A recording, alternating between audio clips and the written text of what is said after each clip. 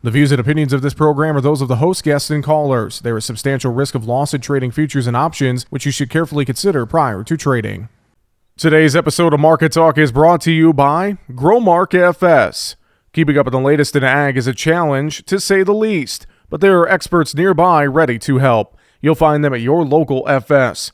You can trust them to bring you customized agronomic, grain, and energy solutions born of the latest thinking. That's because FS specialists receive continuous training that keeps them current on the latest trends, practices, and technologies. So you'll get local expertise that's both exceptional and up to date. Visit fssystem.com to learn how FS is bringing you what's next. What do we make of this commodity market trade at midweek? That is the question I am asking. Feels like a little bit of perception is reality of the markets when it comes to wheat, seeing some good rains that we haven't seen in a long time in parts of the southern, southwestern plains. Beans, a little bit of spread action it looked like on the day Wednesday. Corn market holding in okay, and a really strong day in cattle and hogs, especially.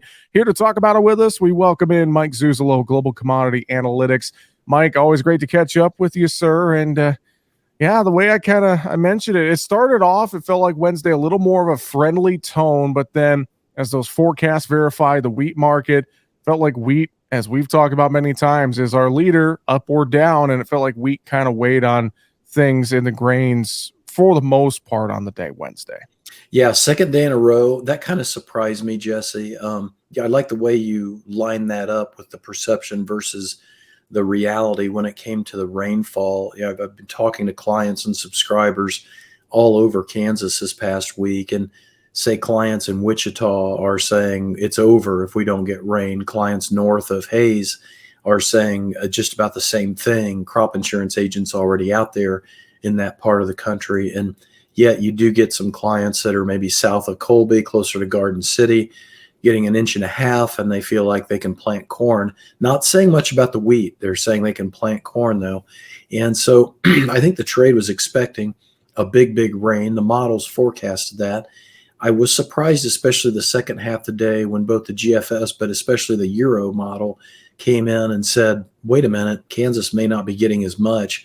It may be focused in Oklahoma mainly from here on out the rest of the week. So I'm going to watch that. I'm also going to watch to see if the Black Sea grain deal maybe didn't provide some bearish undertone to this market, because it sure felt like with new lows at mid-session, maybe something was breaking on the political front or something like that. Mm-hmm. And that's something that I think we need to watch. Now, having said that, right after the close, one of the Russian spokesmen said no breakthrough. We're still negotiating. Yeah, a lot of things to unpack there with that Black Sea grain deal. I know we're going to be watching that closely, and I know we have some different wheat charts, some SRW charts to look at here on our video feed today and talk about on the show. I want to start, though, chart-wise. We've been watching this Bloomberg Commodity Index with you, and provide us an update here as you look at these charts. What is your analysis telling you as we look just across this entire commodity space right now, Mike? Yeah, we're breaking down, and that's the key about wanting to keep track with this, especially since we're in that wedge formation we've talked about before. Today, thanks to the wheat and the corn, we saw a new monthly low, took out March's low as well. And so much like the wheat, both soft red and hard red, soft red especially, we made some new monthly lows. And in the case of soft red and this Bloomberg grain index, we were able to take out March's low as well. Not quite there in the hard red, but very close, within about a dime, 12 cents. So if we take out this March low, and then we also are straddling that major wedge support line, knowing that next week is the beginning of May and this is the end of April, if we close that red line and markets below that red line, that may increase the sentiment and momentum indicators going into the next WASDE report, like the first 10 days of May or something like that, that this trade may want to unwind itself even more, and we see a little bit more velocity in terms of downside that we have to be ready for. So that's the crucial part of this chart. Well, let's talk a little bit more on some of the breakdown with wheat and corn. I want to look at SRW and funds selling out of a lot of wheat positions here, it sounds like. Also sellers of corn, sellers of other commodities here in the grain trade as well the last couple of days. Walk us through this chart. What are you seeing here? Well, this chart is pretty handy from a standpoint of a variety of reasons. We noticed today spring wheat was the one that led us lower. And the first thing I looked at was the weather forecast for Fargo, North Dakota. Still looking at wet and cold conditions for the next 10 days, essentially, Jesse. And so we got to figure out what was going on with the spring wheat. Well, I think it was Stats Canada coming out, topping the estimates for the trade, coming in 6% more on wheat acres up in Canada.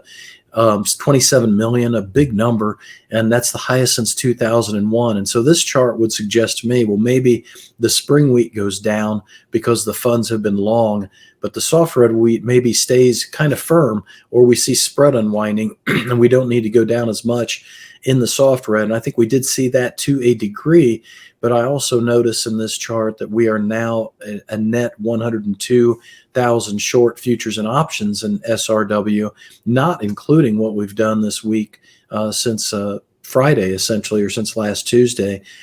This is a situation where we're now down in levels we haven't seen in terms of net short position since 2017, when we had a 1.1 billion bushel carryover compared to our roughly 600 million bushel carryover. And yeah, the price of wheat is a couple dollars higher than what it was back during that time period, but we are really getting big in terms of a net short position. And I think this is real critical to watch as we get to the WASDE report, as we watch to see what USDA gives us for that 23-24 supply demand table.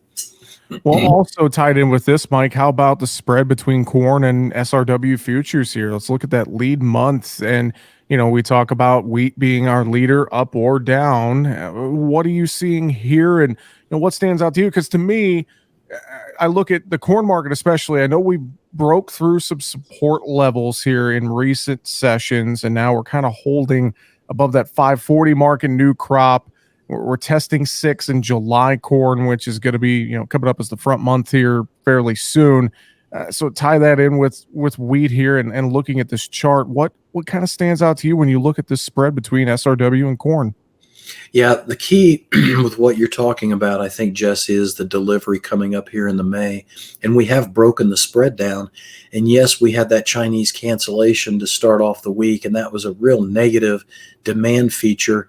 Part of that being probably geopolitical and trade frictions with China. And that's something that we got to keep watching for. But be that as it may, corn should have the best fundamentals of all, especially with some heat returning in the forecast for the safrinha crop in center west Brazil. But I think this explains why the front end corn cannot stay firm and the spreads have weakened, if not maybe even collapsed in terms of the bull spread in corn, because we did take out a major trend line. And it's simply because the soft red wheat is deep in negative territory now, as deep almost as it was back during the pandemic, and getting back to levels not seen since that 2011, 2013 time period. And this just screams to the market that the wheat is now a feed grain and corn is probably being shut out and locked out of a lot of Asian feed needs at this stage of the game. Well, and that's a very interesting point. We look at the exports and we look at some of the worries I think folks got from that cancellation on Monday of corn sales to China. I have to wonder, overall, big picture here, does it feel like to you that we're maybe on the cusp of seeing some demand destruction here in terms of exports, and with a big Brazilian crop online, soybean wise, corn is expected to be very big? Do you think there's some demand destruction going on, Mike? I think there has been. I think the market's more than adequately priced it in, though, because I think what we've talked about a lot the last few months is we get favorable supply news, but it doesn't drill into the market price for more than 1 or 2 days. And the market then is very quick to pull that premium out and essentially make new lows. And so, when you're talking about we're coming up upon May of 2023, we're coming up upon a time when Ukraine is probably going to have 40% less wheat exports than they had last year, maybe 50% less in corn exports than they had last year, or versus normal, however you want to look at it. But this is not being dialed in the trade right now, Jesse. I think we're really looking instead at the poor trade relationship. We saw the foreign current account balance numbers today. It was very firm in terms of bigger U.S. exports, except for our agriculture trade. Exports were down 4.5% in the month of April, and or excuse me, in March. And I think this is where the trade comes in and says we haven't made that demand low yet, and any excuse to make new lows. Even with tightening supplies, I think continues to be the major theme, especially knowing that we're heading into this debt ceiling issue and we're heading especially into the Federal Reserve early next week. We are having a conversation here today with Mike Zuzolo of Global Commodity Analytics. He's our guest analyst on the show. Mike, I want to talk soybeans a little bit here. As I mentioned at the top of our discussion, we saw new crop beans hold together okay on the day. A little spread action, intermarket spreading. As we look at this soy complex, you look at the July Nove bean spread here. As obviously we're getting to that delivery point, we mentioned that with the May contracts, et cetera, and we're going to move forward. What are you seeing right now in this soybean trade here, Mike? You throw in the big Brazilian crop as well. There's a lot to this soy complex. I've been a little worried about soybeans here the last couple of sessions with a kind of a technical breakdown of sorts. So what are you seeing right now that stands out to you? Walk us through this chart. Yeah, you've got one really big support level left in the old crop, new crop spread, July Nove, and that's right here at this 160, 165 area, that purple trend line of support that really is drawn off the October lows from last year. I think what I saw today was when the product markets, you kind of dissect those, we made a new 4-month low in the meal. That suggests that the Argentine bull is pretty much done. And with that kind of a low in the meal, it really does open up the idea that the beans could see a whole nother wave down and almost act like a wheat market because demand is catching up to the supply at this stage. And what I mean by that is our lost demand of Brazil is catching up to their supplies, and the trade's starting to react to that more and more. And rallies are being sold in beans, and they're not able to go up without the help of the corn or the wheat. And so that's the soy meal market today. We saw the bean oil, however, find some support, but it wasn't on crude oil. I think it was due to that debt ceiling rewrite that the House of Representatives is doing, where they're going to push back in some of the clean energy legislation. And I think the bean oil traders were reacting to that. Well, very interesting things, and you bring up the debt ceiling, and I think that's a great point here. And we've talked about this as well. That's something we're going to have to pay very close attention to here over the next couple of days. How does that affect this market as a whole moving forward? Will it have an effect? What will the Federal Reserve do as they get into the May meeting? So I think both of those items, Federal Reserve, debt ceiling, going to have an impact on these markets depending on which direction this all goes, Mike. Yeah, I think that's a really astute point because it seems to me the wedge is coming in with the macro fundamentals. It's not just about the supply demand.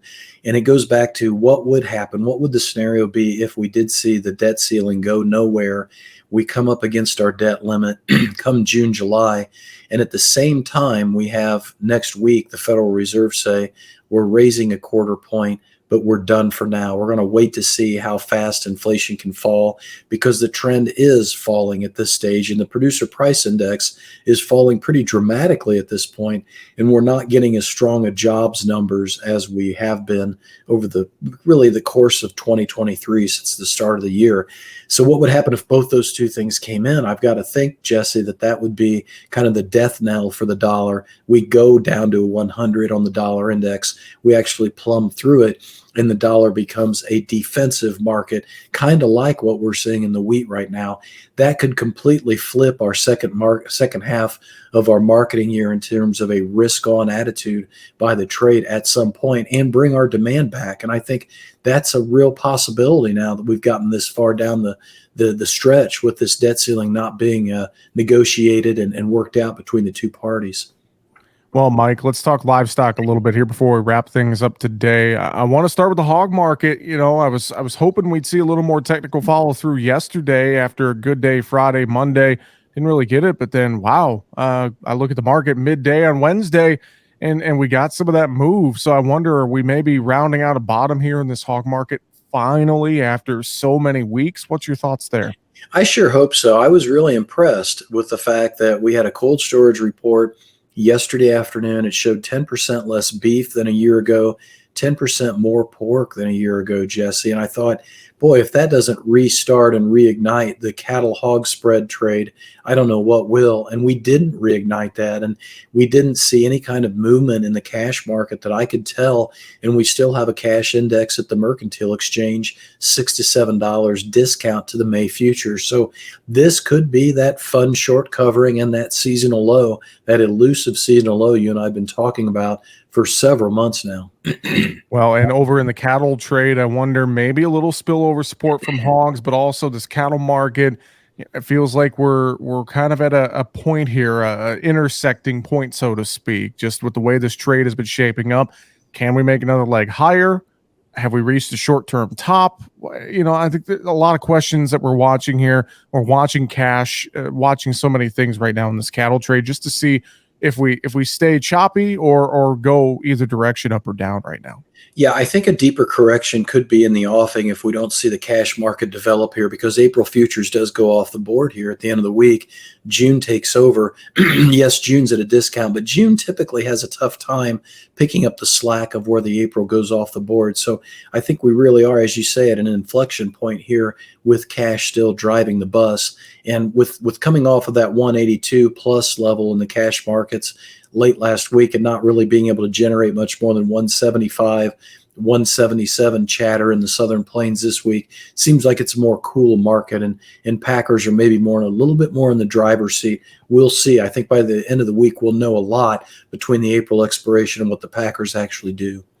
Well, Mike, great thoughts, great analysis as always. Any final thoughts you have for us here today, real quick?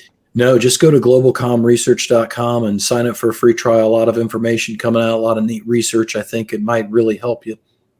Globalcomresearch.com. That is globalcom with two M's research.com. And Mike, I appreciate it. I know you're a little under the weather today. Thanks for toughing it out with us here on the show today, and get to feeling better. And we'll talk to you next week. Got to do the Jesse Allen show. Thanks, you buddy. We appreciate it. Mike Zuzolo, Global Commodity Analytics, our guest today here on Market Talk. Find us online, markettalkag.com. I'm Jesse Allen. Have a great afternoon.